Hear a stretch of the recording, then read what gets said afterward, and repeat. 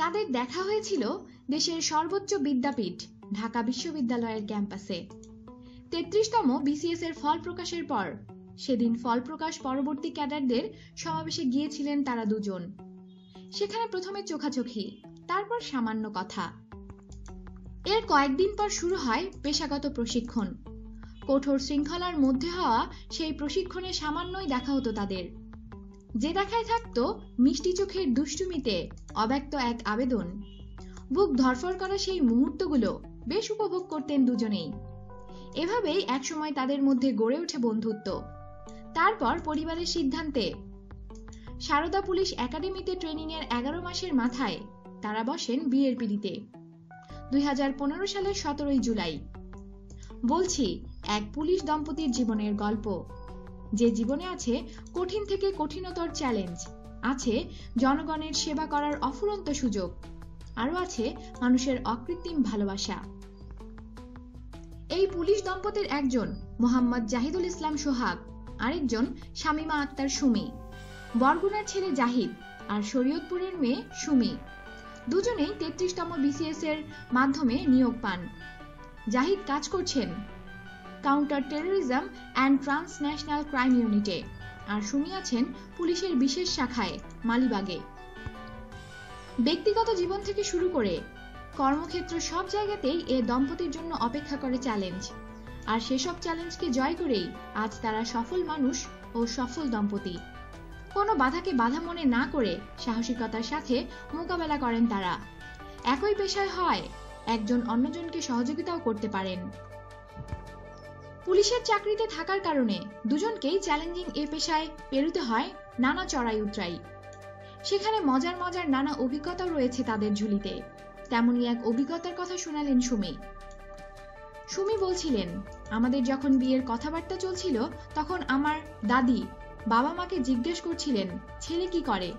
বাবা মা যখন বলেছিলেন ছেলে এএসপি, তখন দাদি বললেন আমাদের মেয়েও তো এএসপি, তাহলে আমরা কেন ওকে আবার এএসপির কাছে বিয়ে দেব? সরাসরি এসপির সাথেই না বিয়ে হবে ওর। ছোট থেকেই বাবার স্বপ্ন পূরণে দৃঢ় সংকল্পবদ্ধ ছিলেন সুমি। পুলিশের একজন সদস্য হওয়ায় বাবা চাইতেন তার 3 সন্তানের মধ্যে কেউ একজন বাংলাদেশ পুলিশে আসবে। ভাই বোনদের মধ্যে সুমি ছিলেন সবার ছোট। অন্য 2 ভাই বাবার স্বপ্নের পথে না হাঁটলেও সুমি পূরণ করেছেন বাবার স্বপ্ন।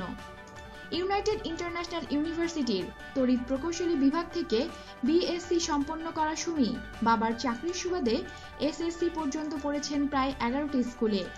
ছোট থেকে মেধাবী হওয়ায় ফলাফলের দিক দিয়ে সবসময় থাকতেন এগিয়ে, আর তাই বিসিএস এর ক্ষেত্রেও ঘটেনি তার ব্যতিক্রম।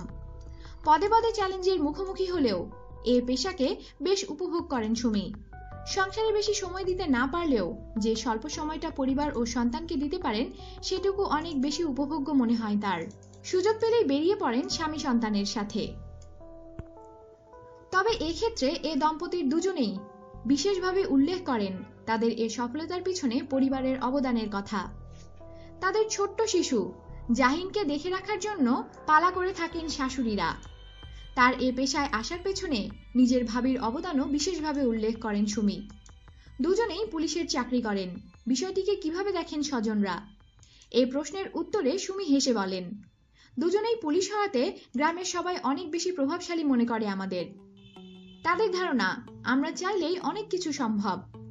তাদের কখনোই বোঝাতে পারি না যে আমরা গণপ্রজাতন্ত্রী বাংলাদেশ সরকারের সামান্য কর্মচারী মাত্র। তবে গ্রামে গেলে পুলিশে নিজের অবস্থানটা বোঝাতেও বেশ বেগ পেতে হয় এ দম্পতিকে। এর কারণ হিসেবে তারা উল্লেখ করেন, গ্রামের মানুষ ওসি দারোগা পর্যন্তই বুঝতে পারে, তার উপরে কিছু বলতে গেলে অনেক বিস্তারিত বোঝাতে হয় তাদের। তবে সবারই ধারণা জাহিদ নিশ্চয়ই সুমির চেয়ে বড় পোস্টে চাকরি করে। ক্যাম্পাসের প্রিয় মুখ হিসেবে পরিচিত জাহিদ দেশের সর্বোচ্চ বিদ্যাপীঠ ঢাকা বিশ্ববিদ্যালয়ের রাষ্ট্রবিজ্ঞান বিভাগ থেকে সম্পন্ন করেছেন স্নাতক ও স্নাতকোত্তর। বিভাগে প্রথম শ্রেণীতে দ্বিতীয় হওয়ার সুবাদে খুব সহজেই পেয়ে যান জগন্নাথ বিশ্ববিদ্যালয়ের প্রভাষক পদে নিয়োগ। সেখানে শিক্ষকতা করার সময়ই সফল হন বিসিএস পুলিশ ক্যাডারে। জাহিদ বলেন, ছোট থেকেই ইচ্ছা ছিল পুলিশ হওয়ার। আমার স্বপ্নের সাথে যদি বাস্তবে কিছু পেয়ে থাকি সেটা হলো বিসিএস পুলিশ ক্যাডারে সফল হওয়ার বিষয়টি। জীবনে মাত্র একদিন বেকার থেকেছেন জাহিদ। 2014 সালের 15ই আগস্ট তিনি অব্যাহতি দেন জগন্নাথ বিশ্ববিদ্যালয়ের প্রভাষক পদ থেকে।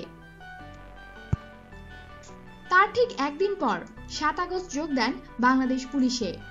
ট্রেনিংয়ে 147 জন কর্মকর্তাকে পেছনে ফেলে অর্জন করেন দ্বিতীয় স্থান। বুঝতে শেখার পর থেকেই জাহিদের স্বপ্ন ছিল পুলিশের চাকরি করার, আর এর জন্য করেছেন কঠোর অধ্যবসায়।